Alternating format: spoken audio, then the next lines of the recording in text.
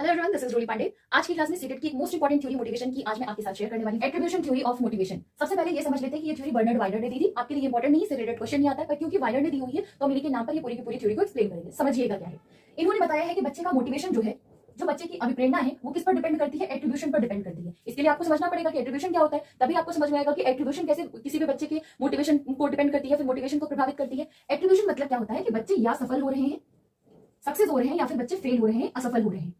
दोनों ही केसेस में सफल या असफल होने के पीछे का वो जो भी कारण बताते हैं, जो भी कॉज बताते हैं, सफल या असफल होने के पीछे का बच्चे जो भी कारण बताते हैं, उस कारण को ही एट्रीब्यूशन कहा जाता है। बच्चा सफल हो रहा है, उसके पीछे का जो कारण बताएगा कि हाँ मेरी सफलता इस चीज की वजह से हुई है, तो आपका वो एट्रीब्यूशन हुआ। बच्चा अगर असफल हुआ है, असफल होने के पीछे का अगर कारण बता रहा है कि इस वजह से मैं असफल हो गया हूं या फिर फेल हो गया हूं, तो ये कारण आपका एट्रीब्यूशन आएगा। तो जो आपके वाइनर है, उन्होंने कहा कि बच्चा सफल या असफल होता है, उसके पीछे का जो भी कारण बताता है, वो कारण ही डिसाइड करते हैं कि बच्चा फर्दर उसी तरीके के टास्क को करने के लिए मोटिवेटेड रहेगा या फिर डिमोटिवेट हो जाएगा। ठीक है, ये आपका हो गया कि मोटिवेशन इसमें क्यों आया है या फिर मोटिवेशन की थ्योरी क्यों कहा गया है।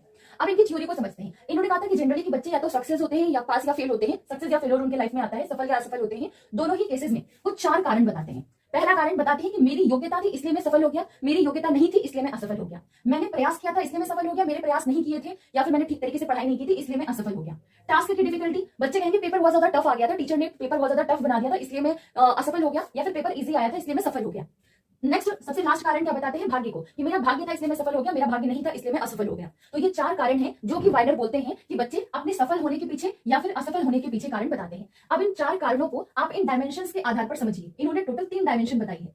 इन्होंने कहा 3 डायमेंशन होती है, इन्हीं 3 डायमेंशन के आधार पर इन कारणों को देखा जाता है। सबसे पहले होता है केंद्र।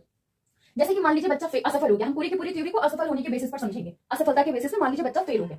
ठीक है, बच्चा मान लीजिए फेल हो गया, तो फेल होने का रीजन जो भी कारण था, फेल होने के पीछे जो भी कारण था, कारण का केंद्र क्या था? योग्यता। मेरी योग्यता नहीं थी क्योंकि मुझे मैथ्स नहीं आती है इसलिए मैं फेल हो गया। तो बताने के पीछे का जो रीजन था वो क्या है? जो कारण था उसके पीछे का केंद्र क्या है? कि मेरी योग्यता नहीं थी इसलिए मैं फेल हो गया। तो लोकस आपका 2 चीज के आधार पर होता है, एक इंटरनल होता है या फिर एक्सटर्नल होता है। या तो बच्चा अपने अंदर का कोई कारण बताता है जिसकी वजह से कहता है मैं फेल हो गया, या फिर बाहर का कोई कारण बताता है, कहता है जिसकी वजह से मैं फेल हो गया। तो योग्यता को बताएगा, तो योग्यता कौन से लोकस में आएगी? योग्यता आपकी इंटरनल लोकस में आएगी, क्योंकि योग्यता तो आंतरिक ही होती है। तो कारण जो बता रहा है वो कारण कैसा है? वो भी तो इंटरनल है, वो भी आंतरिक है, क्योंकि एबिलिटीज तो आंतरिक ही होती है।